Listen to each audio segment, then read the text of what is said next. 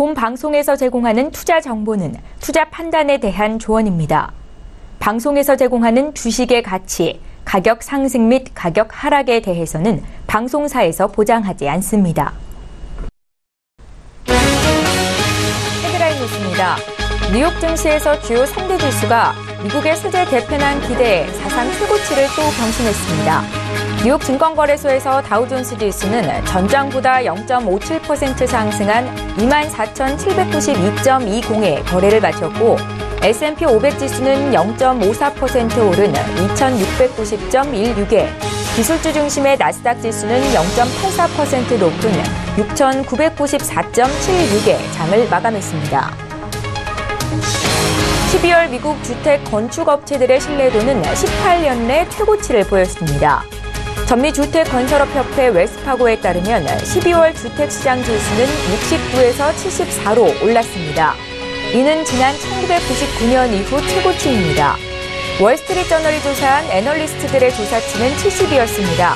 지수가 50을 웃돌면 신뢰도가 개선되고 있음을 나타냅니다. 국제유가는 뚜렷한 방향성 없이 보합권에서 등락했습니다. 뉴욕 상업거래소에서 내년 1월 인도분 서부 텍사스산 원유 WTI는 전 거래일보다 배럴당 0.2% 하락한 57달러 16센트에 거래를 마쳤습니다. 국제 금값은 강세를 보였습니다. 뉴욕 상품거래소에서 내년 2월물 금가격은 전 거래일보다 온스당 0.6% 상승한 1,265달러 50센트에 거래를 마쳤습니다. 달러화가 약세를 보이면서 금값에 상승 압력을 가했습니다.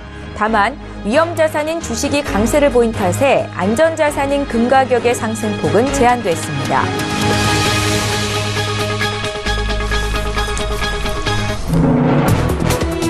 시청자 여러분 안녕하십니까? 출발 증시와이드 1부 시작합니다. 최윤정입니다. 간밤 뉴욕 증시 3대 지수가 또다시 일제히 사상 최고치 경신을 이어갔습니다. 나스닥 지수는 장중에 7,000선이라는 고지를 뚫었고 다우존스 지수는 올해 들어서만 70번째 사상 최고치 행진을 이어간 겁니다. 자, 지수 상승의 이유를 찾자면 미 의회는 이번 주에 법인세를 35%에서 21%로 낮추는 안 등을 담은 세제 개편안을 표결할 것으로 예상되고 있는데요. 이 세제 개편안이 통과될 것이라는 기대감이 지수를 끌어올렸다는 분석이고 여기에 일부 기업들의 인수 합병 소식이 전해진 것 역시 투자자들의 투자 심리를 긍정적으로 만들었다는 평가입니다. 자, 어제 국내 증시 마감 상황도 간단하게 전해드리겠습니다. 코스피 지수가 외국인 투자자들의 팔자세에 소폭 밀리면서 2,481포인트로 약보합으로 거래를 마쳤습니다. 시가총액 상위에 있는 삼성전자와 SK하이닉스의 주가가 1% 이상 올랐지만 그 밖의 대형주들, 시가총액 상위 종목군들이 대체로 부진했었는데요. 특히나 철강주가 약세였죠. 중국 정부가 내년부터 철강 제품에 부과하는 이 수출세를 폐지한다라고 밝혔는데 공급 과잉 우려감에 포스코를 비롯한 철강주가 약세를 보인 것이 특징적이었습니다. 코스닥 지수는 전일 대비 0.17% 내려서 770포인트로 거래를 마쳤는데요. 자, 오늘도 출중 일부 시간에는 증시에 영향을 미칠 국내외 이슈 분석을 도와드리겠습니다. 출중 일부 지금 본격적으로 시작합니다.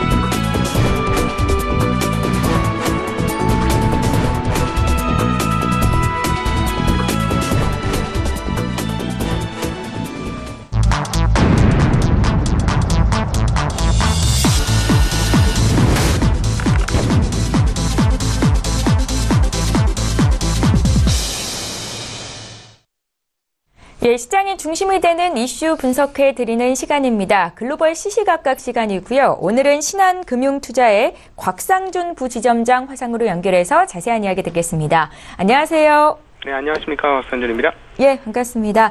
첫 번째 이슈부터 좀 보겠습니다. 올해가 얼마 남지 않은 가운데 내년도 미국 증시에 대한 장밋빛 기대감이 넘쳐나고 있습니다. 월가 금융사 12곳은 내년에도 미국 증시가 상승세를 이어갈 것이다 이렇게 예상을 하고 있고요. 오늘도 미국 뉴욕 증시 3대 지수가 일제히 사상 최고치 경신을 이뤄냈는데요. 미국 증시에 대한 이러한 자신감 어떻게 판단을 하고 계십니까? 네. 그동안 올해 한 해에서 70번이나 신고가를 갱신했다는 건 신고가가 나고도 70번 이상 주가가 올랐다는 얘기 아니겠습니까? 그러니까 대단한 장세였다 이렇게 볼 수 있겠는데요. 아무래도 올해의 좋았던 흐름들이 내년에 대한 전망을 밝게 하는 것은 자연스러운 기결이다 이렇게 생각합니다. 그리고 이야기가 나오듯이 세제 개편안 등에 대한 기대감이 조금 더 커지고 있는 것인데요. 월가 분석하는 곳 중에서 12곳이 금융사에서 미국 증시가 상승할 것이다 이런 전망 내놓았다고 하는데요. 일단은 세제 개혁안으로 인해서 기업 실적이 늘어난 건 뻔한 사실이죠. 잘 아시다시피 미국의 법인세율은 35%, 한국보다 실효 범세율이 엄청나게 높습니다. 일본도 높고 한국이 범세율이 상당히 낮은 거죠. 사실 따지고 보면. 이것을 21%까지 낮추겠다고 했습니다. 그러니까 14%나 낮아지면 그게 뭐죠? 바로 이익으로 연결되는 것이죠. 그러니까 저희들이 재무 분석할 때도 영업이익을 딸 때 세전 이익이 어떻게 되느냐 이것을 상당히 중요하게 생각하지 않습니까? 그러니까 순이익도 따지지만 회사의 자체 체질을 따져볼 때는 에비타를 따집니다. 즉 영업이익, 쉽게 얘기하면 영업이익을 따지는데 즉 세전 이익을 많이 따지죠. 그 회사의 진짜 실력이 어떠냐. 그래서 그 다음은 재무 상태가 어떠느냐. 이렇게 따지면서 순이익으로 넘어가는 것인데요. 그만큼 이렇게 세금은 기업 실적 결정하는 데 있어서 대단히 중요합니다. 이만큼 실적이 늘어난다면 당연히 EPS가 증가하는 것이고요. EPS가 증가하면 PER이 떨어지는 것이죠. PER이 떨어지면 그만큼 주가가 상승할 수 있는 여력이 생기는 것이고요. 그러니까 당연한 기결이다 이렇게 볼 수 있는데 한 가지 주의할 점이 있습니다. 원래 주식시장이라는 거는 사전에 먼저 다 녹이면서 주식시장에 녹이면서 그 이벤트를 반영을 사전에 하죠. 이번에 금리가 미국에서 12월 달에 올랐음에도 불구하고 금리 오른 거에 대한 반응이 무반응 아니었습니까? 떨어지거나 흔들리거나 이게 없었어요. 그냥 변동성 없이 그냥 쭉 가는 흐름 보여주었죠. 왜 그렇죠? 이미 상당히 오랜 기간 미국이 12월 달 금리를 올릴 것이다라는 게 한 2, 3개월 정도 예상이 되었던 상황이었기 때문에 이미 시장에 그 이벤트가 다 녹아 있었기 때문이라는 것이죠. 그러면 세제 개혁안은 어떨까요? 마찬가지입니다. 모든 이벤트들이 마찬가지인데 지금 녹아가고 있는 과정이고요. 근데 이 녹는 과정이 어떻게 표현돼요? 상승으로 나타나고 있습니다. 그러니까 세제 개편안이 실제로 통과된다. 지금 크리스마스 이전에 통과시켰다 이런 얘기하고 있는데 통과되면 어떻게 될까요? 네, 다 올라간 거죠. 오히려 발표 이후에 주가 빠질 수도 있습니다. 상승으로 녹였기 때문에 주가 반대로 빠질 수도 있다라는 점은 우리 투자자분 주의할 필요가 있을 것 같고요. 그럼 도대체 왜 이렇게 미국 증시가 강세냐? 통화가 늘었잖아요. 통화가 2008년 이후에 통화가 5배 이상 늘었지 않습니까? 그죠?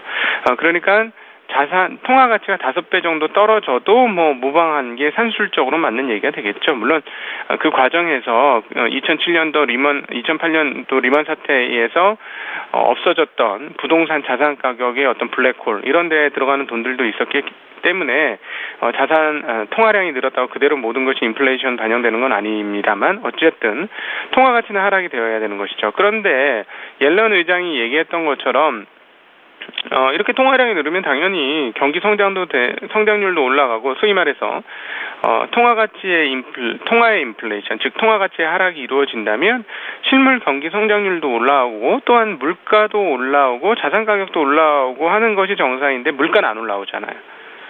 이건 무슨 일이냐? 이 부분에 대한 체크가 조금 필요하긴 한데요. 일단 먼저 통화량이 늘었기 때문에 자산 가격이 올라가는 것은 이미 이해하기 쉬운 내용이니까 다 잘 아실 겁니다. 그러니까 통화량을 늘리니까 통화를 운용하는 금융사들은 상당히 좋아지죠. 그걸 가지고 통화가 넘치니까 예를 들어서 옛날엔 풀장이 하나였는데 풀장이 4-5개로 늘어났으니 얼마나 놀기 좋아졌어요. 이곳저곳에서 막 놀 수 있죠. 그러니까 금융사들은 아주 좋아졌고 그것들이 이제 주식시장으로 반영된 것이 미국 증시의 흐름이다. 라고 간단하게 좀 거칠지만 요약해 볼 수 있을 것 같습니다. 그러니까 그런 상황에서 자산 쪽은 좋았죠. 금융자산 쪽은 쭉쭉 가치가 올라가면서 좋았어요. 근데 실물은 별로 덜 올라오는 것이죠. 왜죠? 기술 혁신 등이 있었기 때문입니다. 이거는 2000년 이후에 계속되는 미국의 흐름인데요. 기술 혁신이 계속적으로 이루어지다 보니까 계속해서 단가가 떨어지는 거예요. 대표적인 게 바로 미국의 우버인데요.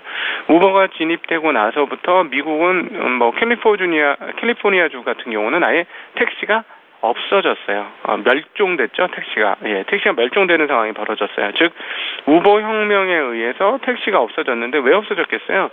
택시보다 가격이 싸니까 없어졌죠. 택시 가격에 대략 보면 한 3분의 1 정도 체감적으로는 택시 가격보다 3분의 1 정도 가격으로 우버 가격이 책정되는 것 같습니다. 그리고 서비스도 상당히 콜 기준으로 이루어지는 거니까 상당히 편한 흐름들을 보여줬죠. 그러니까는 이렇게 3분의 1 정도 택시값이 떨어지면 물가가 어떻게 되는 거죠?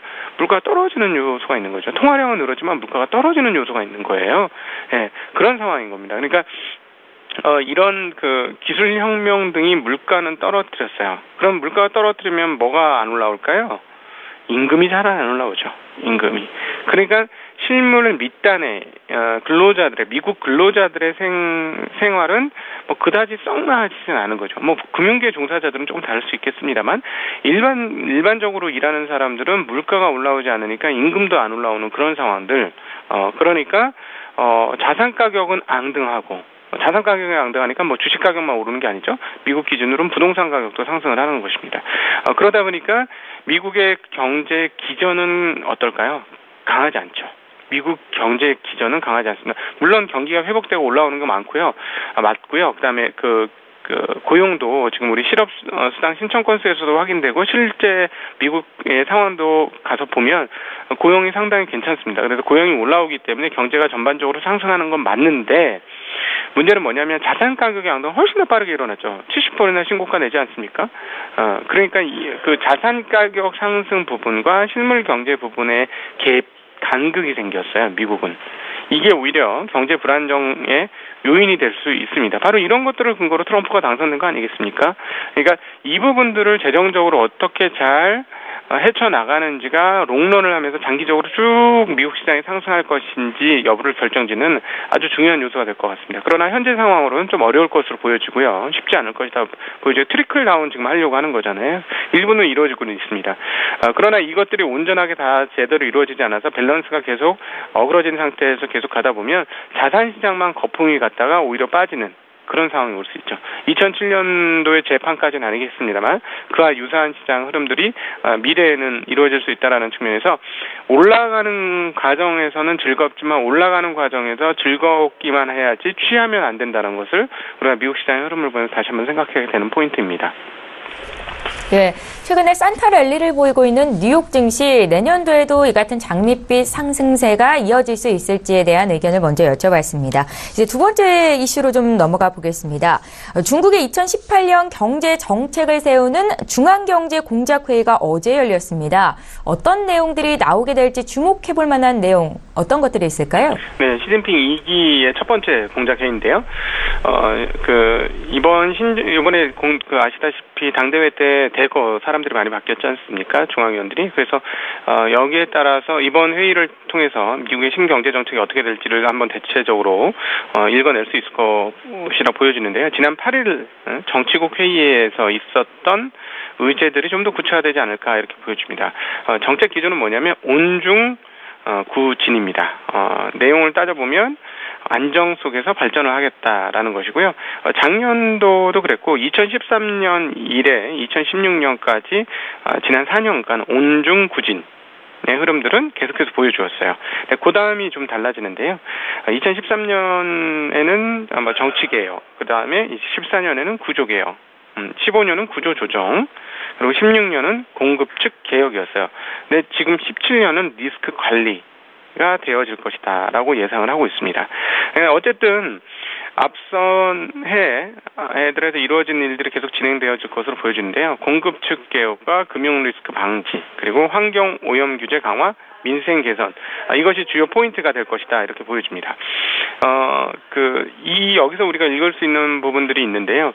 공급 측 개혁은 우리가 작년도부터 구조조정과 공급처 개혁이 계속 이루어졌기 때문에 작년, 재작년에 이 부분들은 생각하는 게 그렇게 어렵진 않을 것 같습니다. 근데 이제 금융 리스크 방지 얘기가 나오거든요. 근데 아시다시피 중국에서 사실 저희 제3국 입장에서 다른 여타 국가 입장에서 그리고 동북아에서 같이 포진하고 있는 국가 입장에서 불안한 건 뭐냐면 중국의 금융 상황들이 그림자 금융이 너무 사이즈가 크고요. 거기에 대한 불안정성이 너무 커지고 있어요. 과연 이것이 잘못 관리될 경우 어떻게 될 것이냐 하는 그런 두려움들이 있죠. 그리고 부동산 가격도 물론 자산이 계속 증가했기 때문에 그렇긴 합니다만 중국의 일반 중위소득 기준으로 보면은 한국보다 훨씬 더 높은 수준의 부동산 가격 형성은 사실 자칫 잘못하면 위험해질 수 있다는 것 때문에 항상 옆에서 지켜보면 불안한 부분들이 있습니다. 그런데 이제 어쨌든 다당제의 국가가 아니고 일당 독재의 국가죠. 공산당 국가이기 때문에 공산당에서 어떻게 이것을 풀어나가는지가 상당히 중요한데 일단 이 리스크를 관리하겠다고 나섰다라는 점은 장기적인 측면에서는 중국의 경제에 대한 안정성을 높여줄 수 있다는 측면에서는 좀 바람직한 부분이다 이렇게 볼 수 있습니다. 그럼에도 불구하고요. 우리가 중국 경제의 흐름들과 그다음 중국 주식시장의 흐름들을 봤을 때 항상 언제 문제가 이루어졌었냐면 이런 금융 리스크를 강화하겠다고 대출 규제를 하고 이러면은 부동산 가격이 꺾이면서 경제 전체가 톤다운하는 흐름들 그것도 그냥 단순한 톤다운 정도 수준이 아니고 경기가 하락하는 모양새를 갖춘 것을 우리가 여러 번 목격했습니다. 그래서 그때마다 그렇게 하겠다고 해놓고 다시 풀어주고 했던 것이 중국 경제의 흐름이었어요. 이번에 어떻게 될 것인지 정말 그래서 더불어 관심인데 저희들 입장에서는 중국 공산당이 이것들을 잘 점검을 하면서 관리를 하면서 연착륙을 잘 시켜주기를 바라고 있습니다. 그리고 현재까지 나온 내용을 보면 그런 의지가 있어 보여서 다행이다라는 점인데 이 과정에서 한국 시장에 좀 충격을 줄 수는 있겠다라는 점은 기본적으로 생각을 하셔야 될 것 같습니다. 한국 시장만 충격을 주겠습니까? 중국 시장이 꺾이면 전 세계 증시에 좀 충격을 줄 수 있을 것인데요. 일단 공급 측에서의 개혁은 그렇게 크게 문제가 되지는 않을 것 같아요. 왜냐하면 그동안에 계속해서 이루어진 거거든요. 그러니까 생산 설비를 그러니까 철거하는 것이죠. 그러니까 과잉 생산 설비를 철거하는 과정들이 계속 있었어요. 그러니까 그 과정들은 오히려 한국 입장에서는 나쁘지 않습니다. 왜냐하면 한국과 경쟁하는 그런 부분들은 회복될 수 있기 때문에 대표적인 게 철강 같은 거 아니겠습니까? 중국이 계속 덤핑을 빵빵 치니까 철강 가격이 계속해서 떨어져서 상당히 좋지 않았죠. 네, 그래서 한국 철강 기업들도 적자가 나오고 그랬어요. 그러니까 이 부분들이 정리가 되고 나서는 오히려 철강 가격이 조금 올라가면서 한국 기업들도 이제 적자에서 흑자 구조로 서서히 돌아가는 양상 보여주었거든요. 그러니까 이런 공급 측 개혁 문제는 사실은 한국 입장에서는 오히려 유리한 부분입니다. 이것은 별로 그렇게 큰 문제가 되지는 않을 것이다 이렇게 보여지고요. 그러니까 즉 양적 성장 부분은 조절을 하더라도 문제가 없을 것이다. 지금 양적 성장으로 하면서 1년 목표치를 어떻게 나왔냐면 여전히 6.5% 정도를 유지를 하지 않겠느냐라는 전망하고 있어요. 그러니까 경제 성장률 목표치를 조절하고 통화와 재정 정책 기조를 좀 점검을 하는 과정이 될 것이다. 그러면 성장률 떨어지지 않을까 이게 걱정이지만 아마 6.5%는 지키려고 할 것이고요. 그렇다면 실제로 공급 사이드 쪽에서의 조절을 한다고 해도 한국에 큰 영향은 없을 것이고 앞서 잠깐 구체적인 예를 들어서 말씀드렸지만 해당 산업별 공급 개혁 즉 구조조정이라면 이것은 한국 입장에서는 그렇게 나쁜 뉴스가 아니고 달궈야 할 뉴스다라고 볼 수 있기 때문에 이 부분은 별로 문제 없다. 즉 양적 성장 쪽은 별로 문제 없다라고 보는 것이고요. 질적 성장이 문제인데요. 질적 개혁으로 테마로 잡는 게 세 가지입니다. 금융시장 안정, 그리고 구조조정, 환경오염, 방지예요. 구조조정 문제는 앞서 잠깐 언급드렸으니까 이것은 별 문제 없을 것으로 진행하면 되겠고요. 금융시장 안정을 위한 제도 정비를 하겠다라는 것인데요. 우리가 금융시장 안정 중국에 대해서 생각할 때 우리 입장에서 바로 첫 번째 떠오르는 단어는 앞서 언급드렸듯이 그림자 금융이에요. 이 부분을 어떻게 할 것이냐는 건데 실제로 중국에 있는 사람들 예금할 때 보면 예금 수익률이 10%, 15% 그냥 막 나오거든요. 그래서 사람들이 거기다 막 돈을 갖다 집어넣는 거죠. 근데 그렇게 해가지고 실제로 연명할 수 없는 기업들을 연명시켜주고 가다가 그 기업들이 망해버리면 어떻게 되나요? 한꺼번에 문제가 도미노처럼 따르륵 무너질 수가 있어요. 이 부분들을 점검하겠다는 것인데 이 부분을 점검하게 되면 반드시 디레버리징을 할 겁니다. 어느 정도. 이 디레버리징을 과연 중국이 잘 견딜 수 있는지 여부 이 부분이 가장 한국 입장에서는 큰 문제고 세계적으로도 중국 시장이 변동성을 얼만큼 크게 나타날지 될지 여부가 여기서 결정될 것이다. 그 세계 시장에 영향을 미치는 것도 결정이 될 것이다. 이렇게 볼 수 있겠고요. 그다음에 환경오염 방지 얘기는 계속해서 지난번 당대회부터 나오고 있습니다. 이 부분은 오히려 기회가 될 수 있어요. 산업적인 기회가 될 수 있죠. 왜냐하면 그 새로운 중국 경제가 그동안의 흐름과는 다르게 새로운 경제 체제로 이행을 한다는 얘기가 되겠고요. 그렇게 되면 한국 쪽에서도 기회 요인이 분명히 생길 수 있다라는 측면에서 이 부분은 뭐 그렇게 걱정을 안 해도 될 것 같습니다. 가장 걱정이 되는 부분은 이거죠. 중국의 경제 레버리징이, 즉 금융시장의 디레버리징이 얼마나 금융시장에 충격을 줄 것인지 이 여부는 계속해서 우리가 체크해야 될 포인트다 이렇게 판단합니다. 예, 증시에 영향을 줄 주요 이슈에 대한 해석 들어봤습니다. 지금까지 오늘 글로벌 시시각각은 신한금융투자의 곽상준 부지점장 연결해봤습니다. 고맙습니다. 네, 감사합니다.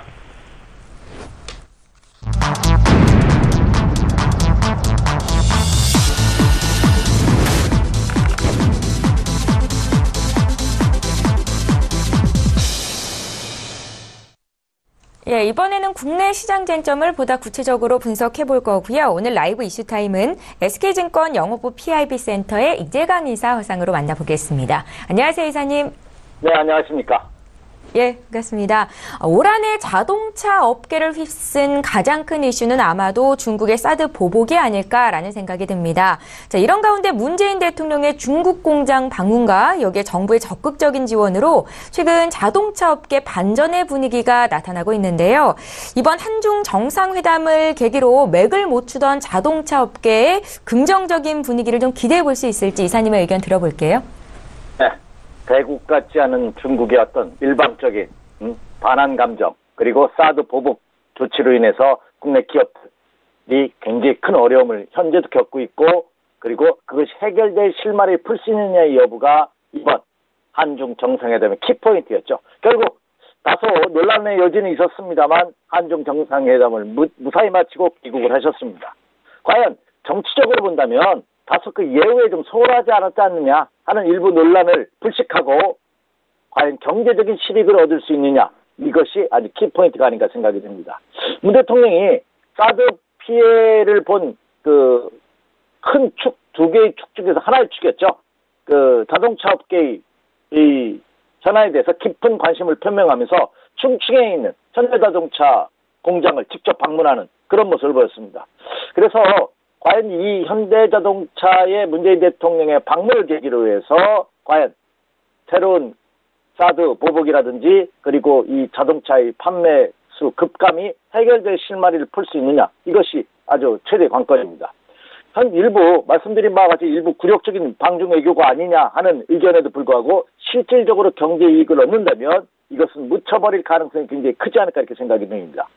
14일 날이었죠. 지난 14일 날 시진핑 주석, 15일 날 리커창 총리를 면담하면서 한중 관계 회복을 촉구하는 그런 회담을 가졌고요. 리커창 총리는 회담을 통해서 일주일 정도 지나면 동지가 올 것이다.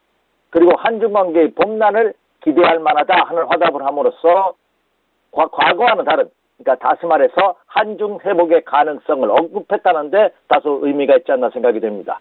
그리고 여기에 현대자동차의 정 회장도 현대자동차가 미래 기술력과 브랜드 이미지를 더욱더 강화하면서 사드 여파를 탈피하겠다는 의지를 천명한 그런 모습을 보였는데요.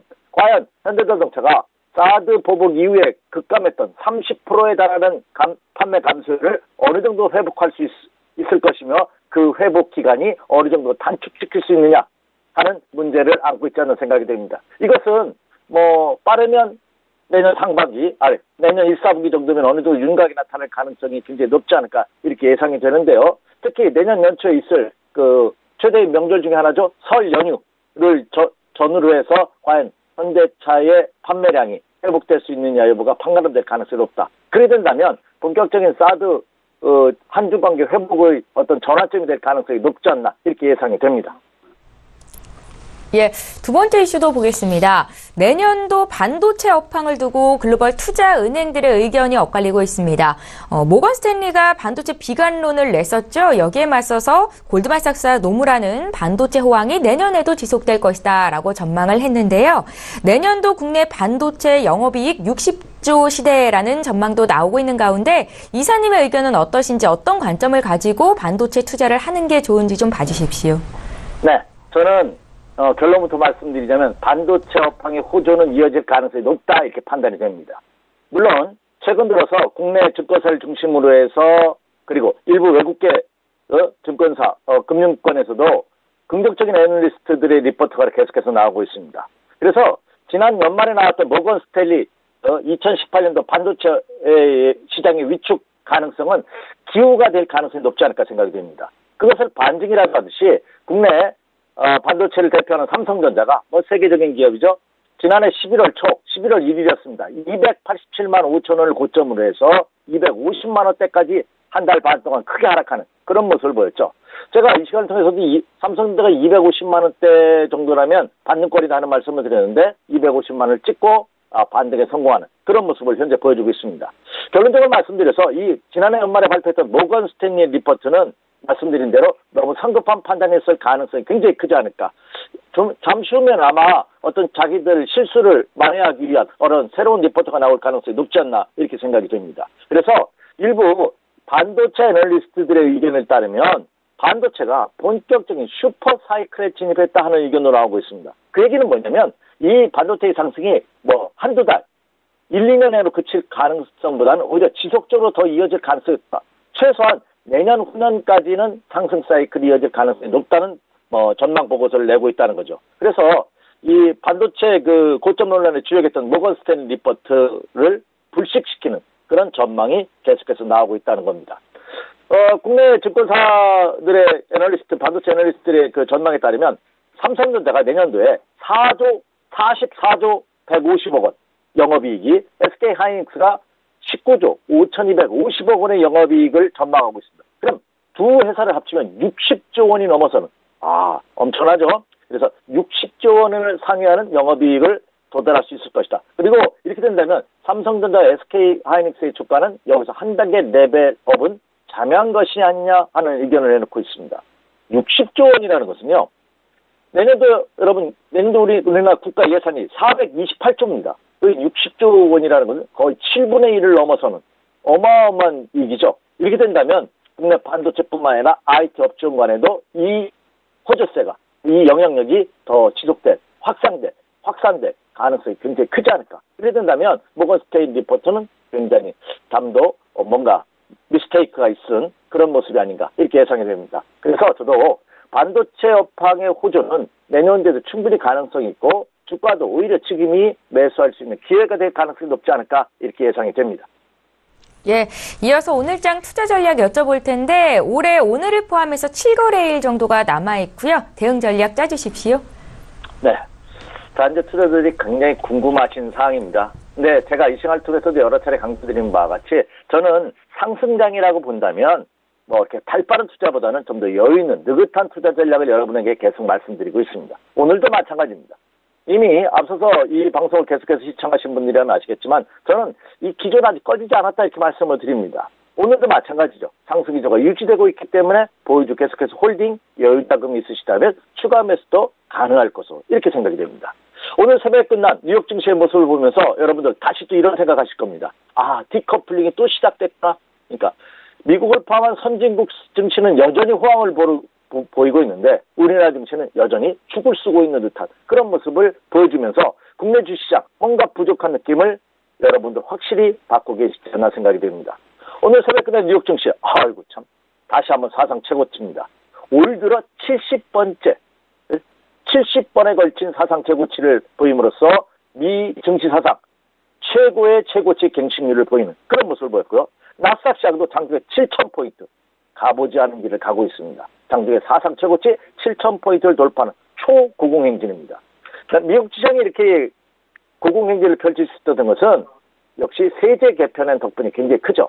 이번 공화당에서도 이미 지난주에 세제 개편이 통과가 됐습니다. 그렇다면 이번 주에는 상원과 하원의 절충안이 마련될 가능성이 높습니다. 그동안 공화당에서도 세제 개편에서 반대를 의견을 보였던 일부 의원들이 이미 찬성 지지반으로 돌아섬으로써 통과 가능성은 그 어느 때보다 높은. 그래서 올해 안에 트럼프 대통령의 서명을 받아서 내년부터 시행될 가능성은 한층 높아지고 있다 하는 보도가 미국 증시를 사상 최고치를 이끄는 그런 모습을 보였지 않나 생각이 됩니다.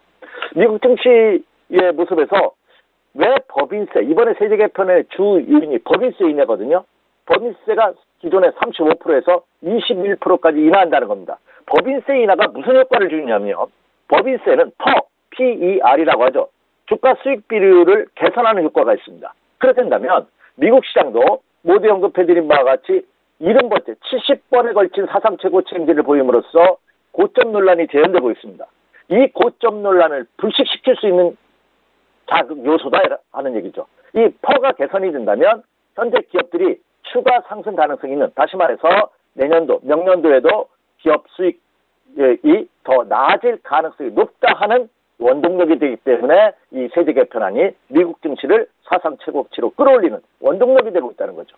자, 이 여파가 국내 증시에는 뭔가 비진해서 적용되지 않고 있습니다. 특히 외국인 투자가들의 계속적인 매도가 투자자들로 하여금 불안감을 던지게 하고 있습니다. 그래서 향후 외국인들의 매도가 과연 더 지속될 것이냐 여부가 관건입니다. 물론 어제도 외국인 투자가는 국내 시장에서 매도 우위를 보였죠. 외국인 투자가들도 전일 국내 시장에서 거래소 시장에서는 매도하는 그런 모습을 보였습니다. 그렇지만 코스닥 시장에서는 매수가 이어지고 있다는 점, 그리고 전일장에서도 보면은요, 코스피 시장에서 외국인 투자가들이 매도는 했지만 그 지난주까지 매도했던 삼성전자나 SK하이닉스가 축으로 된 매도가 아니라 이들 종목에 대한 매도 규모가 줄어들었고, 어제 SK하이닉스에 대해서는 외국인 투자가들이 매수로 전환됐다는 점은 의미를 둘만하지 않나 이렇게 생각이 됩니다. 그렇다고 본다면 외국인 투자가들의 매도도 일단락될 가능성이 굉장히 크지 않을까 이렇게 생각이 됩니다. 그리고 지금 이 장을 이끌고 있는 것은 외국인이나 국내 기관 투자가들입니다. 어제도 국내 기관 투자가들이 국내 시장에서 적극적으로 매수에 가담하면서 물론 상승 반전시키지는 못하고 약보합으로 전일장 국내 시장을 마감했습니다만, 그렇죠. 국내 기관 투자가들의 매수 여력은 굉장히 견고하게 이어질 가능성이 없다. 이미 충분한 실탄을 보유하고 있고요. 그동안 펀드 환매, 개인 투자가들 펀드 환매로 인해서 그동안 매도가 진행됐었는데 12월 달 들어서면서는 역전된 모습을 보이고 있다는 점입니다. 또 하나는 이 12월 윈도우 드레싱 그리고 제뉴어리 이펙트라고 해서 1월 효과가 올해는 이어질 가능성이 굉장히 긍정적인 것으로 보입니다. 산타넬리가 펼쳐질지 여부는 아직 퀘션 마크입니다만 저는 충분히 추가 상승의 가능성이 더 높다고 개인적으로 생각하고 있고요. 그렇다고 본다면 국내 기관 투자에 의해서 형성되는 12월 장세의 전망은 굉장히 긍정적이지 않을까 생각이 됩니다. 앞서서도 제가 선진국 시장과 디커플링의 얘기가 나올 때마다 이거는 디커플링이라고 받아들이기보다는 순차적으로, 그렇죠? 시간차를 두는 공격이 아닌가 이런 말씀을 드렸습니다. 미국 시장이 상승한다면 국내 시장도 바로 가느냐 아니면 한 템포 쉬어가느냐의 문제만을 남겨놓고 있지, 미국 시장 상승할 때 국내 시장 꺾이는 이런 패턴은 이어날 가능성이 적다 이렇게 봅니다. 오히려 이제는 미국 시장이 그동안 연속 상승에 따른 가격을 벌려놨기 때문에 국내 시장이 상대적인 가격 메리트가 부각될 가능성도 한층 높아지고 있는 그런 모습이지 않은가 생각이 됩니다. 따라서 오늘 장의 투자 전략 또한 매수 마인드 전략 그대로 유효하다 이렇게 말씀을 드립니다. 단 이거 하나만 주의해 주시기 바랍니다. 코스피 시장을 기준으로 2461포인트입니다. 어제 종가가 2481포인트입니다. 20포인트 차가 납니다. 2461포인트가 붕괴된다면 그때는 매수는 자제하시기 바랍니다. 만약에 붕괴된다면 그때 매도할지 여부를 그때 판단하는 얘기죠. 그래서 2461포인트가 붕괴되기 전까지는 여전히 매수 마인드 전략으로 접근해 주십시오. 이렇게 말씀을 드립니다. 자, 그러면 또 여기서 궁금한 사항, 무엇을 매수할 것이냐 하는 거죠. 이거 쉽지 않습니다. 어느 분은 이런 말씀을 하시더라고요. 종목 찾기가 너무 힘들대요. 당연합니다. 종합지수 알아맞히기보다 개별 종목 알아맞히기가 훨씬 더 어려운 겁니다. 자, 그렇다면 인덱스 펀드에 지수에 투자하는, 그렇죠? ETF라든지 그런 지수에 투자할 수 있는 그런 상품들이 너무나 많습니다. 그래서 지수에 투자하는 상품을 고려해 보시는 것도 초보 투자자분들 한번 권해드리려고 합니다.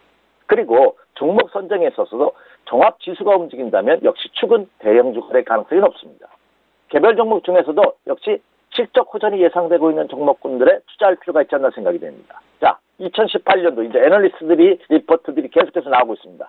2018년도를 주도할 업종이 뭐냐? 저도 오늘 이 시간을 통해서 여러분에게 오늘 시간이 조금 여유가 있네요. 그래서 2018년도 유망한 업종에 대해서 한번 살펴보면요. 먼저 저는 반도체와 IT를 꼽는 데 주저하지 않습니다. 이들 종목군을 모두에도 언급해드린 바와 같이 삼성전자 반도체 호황이 내년도에 이어질 것이라는 하는 말씀드렸죠. 그래서 반도체와 IT 업종 내년도에도 실적 호조에서 이어질 가능성이 없다. 그리고 또 하나는 정유업체들. 정유업체 요즘 WTI라든지 브렌트유가 이제 안정적인 모습으로 계속해서 보이고 있습니다. 감사에 합의하느냐 마느냐, 미국의 원유 재고가 증가되느냐, 감소했느냐에 따라서 유가가 출렁거리긴 합니다만 점진적인 우상향, 그렇죠? 상승세를 이어질 가능성이 굉장히 높다. 안정적인 모습을 보일 가능성이 없다. 그렇다면 정유업체들 한번 눈여겨보실 필요가 있겠고요. 그 부산분인 화학업체들 역시 내년도에도 융합으로 될 가능성이 크지 않을까. 그리고 또 하나는 게임 업종입니다. 더구나 겨울방을 앞두고 있는 시점, 그리고 최근 국내 게임 업체들이 매출이 크게 신장될 가능성이 굉장히 높습니다. 내년도에도. 그렇다고 본다면 이 게임 업체들도 내년도도 유망 실적 호조 업종으로 여러분 꼭 체크해둘 필요가 있겠다 이렇게 생각이 되고요.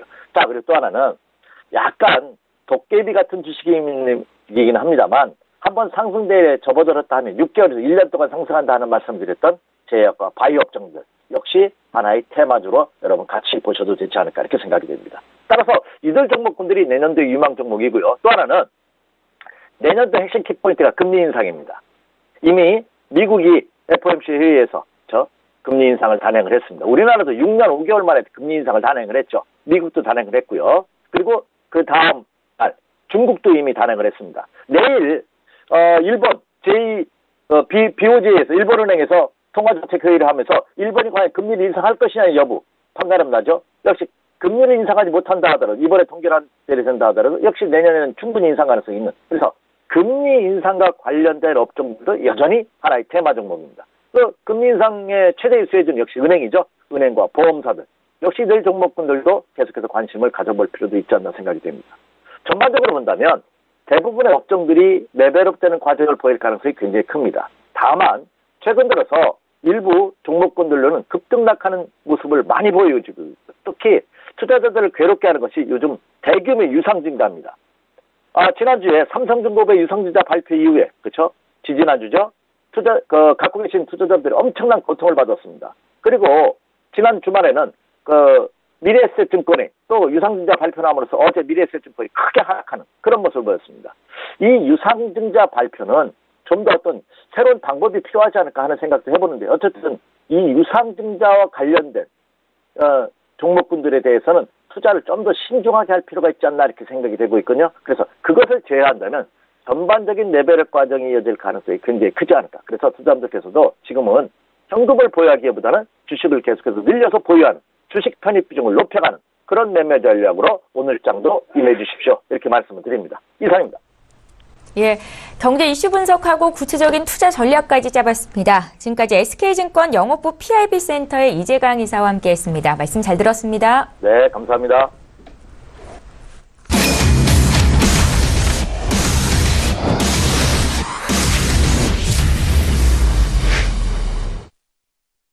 네, 이번에는 국내외 선물 시장 전략을 짜보겠습니다. 선재 트레이더의 선물 하이킥 시간이고요. 오늘도 선재 트레이더 화상으로 연결해 보겠습니다. 안녕하세요. 네, 안녕하십니까. 선재 김수입니다. 예, 어제도 서울경제TV 밤방송을 통해서 시청자 여러분들과 함께 하신 걸로 알고 있는데요. 오늘 국내 선물 시장은 어떻게 투자하면 좋을지 조언 부탁드릴게요. 네, 우선은 삼성전자부터 좀 잠깐 보겠습니다. 우선 252만 8천원대 지지력들 갖고 있고, 그 다음에 거기서 매수 쪽 263만원 구간들 체크하려다가 눌림 이후에 다시 재반등 주고 있는데요. 우리 국내 선물은 어제 아래 323.60, 그 다음에 323.30 지지력의 매수 배팅 지속적으로 드렸고요. 어제 두 번의 매수를 한 번에 매수, 그 다음에 익절, 그 다음에 재매수 드렸고요. 걔네들 목표가 326지수 드렸습니다. 야간장에서 325.80까지 다 이미 찍었고요. 그렇다면 오늘 326지수 테스트할 수 있다 이렇게 볼 수 있겠죠. 한마디로 야간 6시부터 다시 얘네들이 움직이기 시작하는데 그 구간대에서 이 구간까지 수익을 다 줬다 이렇게 보시면 되겠습니다. 자, 325지수 기준 횡보 구간은 여전하고요. 그래서 큰 흐름들 325지수 기준으로 횡보하는 중이다 이렇게 시장을 바라보시면 될 것 같고요. 오늘은 예상 지지력들 324.50부터 예상 저항 326, 우리가 목표하는 기준가 가장 짧은 구간 326지수를 볼 거고요. 그 다음에 얘네들이 안착해서 추가적으로 돌파하는지를 볼 생각입니다. 어제 말씀드렸다시피 이 구간들 지속적으로 횡보 여력들이 있기 때문에 추가적인 돌파 여력들 보셔야 될 거고요. 저희 같은 경우는 수익이 나는 도중이기 때문에 이미 익절을 잡고 오늘 추가적인 홀딩을 하면서 전략을 펼치면 되겠죠. 그래서 지속적으로 안착하는지 여부를 보고 추가적인 배팅이 들어가셔야 되고, 오늘 눌린 구간이 온다면 여러분들은 다시 324 중반지수 지지력에서 어제 야장 때 윗구간을 쳤기 때문에 오늘은 위에서 시작돼서 이 구간의 지지력들 보겠죠. 그래서 324 중반지수 지지력에 추가적인 눌림 매수 배팅 유효할 거라고 보고 있고요. 국내 선물 지수는 이 정도 324 중반 지수 지지력만 잘 보신다면, 그리고 마중 나와서 쫓아가는 거, 돌파의 속임만 좀 조심하신다면 별다른 어려움 없이 매매가 가능하실 거다. 이렇게 말씀드리겠습니다. 네. 예, 먼저 국내 선물 시장 투자 전략부터 여쭤봤고요. 이번에 해외 쪽 보겠습니다. 미국 뉴욕 증시 3대 지수가 세제 개편안 통과 기대감으로 오늘도 또 한 번 사상 최고치 경신이 나왔는데요. 해외 선물 투자 전략 짜주십시오. 네, 예. 어제 생방송에서 말씀드렸다시피 추가적인 매수 이슈가 소멸된 이후에 얘네들은 눌림을 봐야 된다 이렇게 말씀을 드렸었고요. 그 다음에 달러 인덱스는 여전히 부합 구간, 횡보 구간에 여전히 놓여 있었습니다. 그래서 유로는 어제 장 시작되자마자 저희가 오전장부터 저가 매수 사인을 드렸고요. 목표가 이 구간까지를 들여서 5일청이 된 이후에 지속적으로 추가적인 매수 목표 이 자리까지 드렸었습니다. 그래서 1.19250대까지 매수를 드려서 저희 같이 하신 분들은 매수 빼 드시고 여기서 매도를 쳐가지고 굉장히 큰 수익이죠. 일반적으로 개인들이 하루에 내지 못한 수익을 얻고 마감하신 분도 계시고요. 사인은 어제 지속적으로 그렇게 드려서 마감을 한 상태입니다. 그렇다면 오늘은 달러 인덱스는 지속적으로 92부터 93 초반 지수 보합권 유지할 거다 이렇게 예상을 하고 있고요. 유로 달러는 1.1850대, 한마디로 저희가 어제 돌파 여부를 봤던 이 구간대들 지지력을 다시 보겠다는 이야기고요. 하단부. 그 다음에 예상 저항은 1.19450대를 열고 봅니다. 한마디로 이 윗자리들 우리가 여기서 추가적으로 매수 배팅을 봤을 때는 이 자리와 이 윗자리 두 자리가 있는데, 어제 제가 새벽에 2시 정도에 와서 확인을 하니까 여기서 돌렸다고 하시더라고요. 같이 하신 분들이. 그래서 제가 너무너무 잘했다고 했었는데, 추가적인 그림들 1.19, 440, 450 자리가 열려있기 때문에 오늘은 하단부 지지력에 최대폭 윗구간까지 열 거고요. 그 다음에 중간에서 매도를 칠 건지 말 건지는 제가 아마 리딩 중에 결정을 할 듯 보입니다. 그래서 위아래 구간 1.18, 500, 1.19, 450대까지 열고 위아래 매수 매도 대응 박스권 매매 전략으로 가시라 이렇게 말씀드리겠습니다. 자, 그 다음에 크루드 오일입니다. 자, 크루드 오일은 어제 57.75 매도에 57.45청, 그 다음에 65 매도에, 그 다음에 30청, 그 다음에 저희가 생방송 도중에 50 매도에 20핍 손절을 잡고, 20핍은 70이죠. 손절을 잡고 30 깨는지 보라 해서, 얘네들 또 한계약 기준으로 $10,000 이상의 수익을 어제 드렸던 구간들입니다. 추가적으로 56.50대까지를 저희는 보고 싶은 심정이고요. 대신 얘네들 오늘 추세 저항 구간까지 올라와 있기 때문에 오늘 이 구간부터 57.50대까지 잘 막히는지를 유심히 볼 생각이고요. 그래서 예상 저항은 57.50, 예상 지지력은 57.00까지를 우선은 짧은 구간 열고 추가적으로 오늘 다시 57불대를 깰 수 있는지 여력을 볼 생각이고요. 그 다음에 뭐 지속적으로 어제 이렇게 배팅을 해가니까 같이 하신 분들은 지속적으로 불타기의 가능성을 물어보시는데 항상 리스크 때문에 불타기는 별로 추천해 드리고 싶지 않습니다. 단가를 불리한 구간에 맞춰서 지속적으로 물량을 늘려서 큰 수익 얻으려는 욕심은 좀 자제하시기 바라고요. 뭐 한 계약으로도 하나로 100만 원 이상의 수익이 나는데 또 뭐 얼마나 많이 드시겠다고 물량을 지속적으로 불타기에 대한 전략은 좀 보류하시기 바라고요. 뭐 그래도 오히려 오늘 어제 찍었던 이 구간들이 하단부 지지력들이 있기 때문에 오늘은 여튼 가는 것보다는 우선 57.50대 저항을 잘 받아주는지 확인을 하시고 지속적으로 가능성의 여부를 체크하면서 배팅, 물량 조절, 그 다음에 익절 구간 조절을 하시면서 보시라. 한마디로 어차피 미장에서 무너지는 그림들이기 때문에 무너진다면 미장에서 무너질 거고요. 실패해도 미장에서 실패할 겁니다. 그렇기 때문에 아시아 유럽장은 짧은 파동들 지속적으로 수익을 챙겨가시면서 전략들 세우시기 바라겠습니다. 자, 그 다음에 골드 마지막으로 보겠습니다. 자, 골드 125.55.5 최저가 어제 매수 배팅 드렸었고요. 그 다음에 한마디로 얘네들은 오전 중에 시황에서 한 다음에 리딩 시에 다시 자리값을 조정해서 사인을 드린 거라고 보시면 되고요. 그래서 어제 매수 배팅을 드렸었고요. 그 다음에 목적지를 설정해 드렸었는데 뭐 저녁에 저희 생방송 가기 전에 이 구간에 놓여 있어서 다시 재매수 배팅을 드렸고요. 그 다음에 12630에서 매도를 드렸었습니다. 그 다음에 어제 서울경제에서 생방송하면서 이 윗구간에서 놓여 있어서 지지력에서 매수 배팅 들어가는 거기 때문에 오늘은 윗자리도 좀 더 열고 윗구간 1270대까지 오면 매도 전략 펼치자 이렇게 말씀드렸었고 어제 뭐 새벽 중에 와서는 12670도 좋은 매도 자리나 아직은 좀 더 기다렸다가 큰 그림도 좀 더 보고 하자 말씀드렸습니다.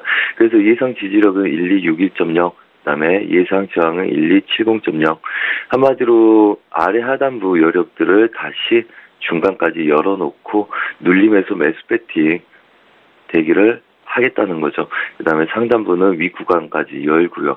그래서 윗구간 매도, 아랫구간 눌림 매수 전략에 박스권 매매 전략 그대로 오늘 또 펼치겠다 이렇게 말씀드리겠습니다. 좀 더 디테일한 자리는 방송에 오셔서 들으셨으면 좋겠고요. 그 다음에 어제 톡에서도 저희가 AS 내지는 여러분들 전략에 대해서 좀 더 추천을 드리니 거기 오셔가지고 좀 들으시면 좋을 것 같고요. 뭐 전반적으로 섹션별로 나눠서 공략하라 다시 한번 말씀드리고 해외 선물은 이걸로 마감을 드리겠습니다. 네. 예, 선재 트레이더의 선물 하이킥 시간이었고요. 내일 이 시간에 또 뵙겠습니다. 고맙습니다. 네, 감사합니다. 예, 출발 증시와이드 1부 여기서 마칩니다. 잠시 뒤 2부 시간에는 전문가들의 추천주를 공개해드리는 시간이 있고요. 동시에 시청자 여러분들의 종목 상담도 도와드립니다. 건당 100원의 정보 이용료가 부과되는 샵 0082번으로 지금 문자 참여하시면 되겠습니다. 저희는 잠시 뒤 2부 시간으로 다시 오겠습니다. 고맙습니다.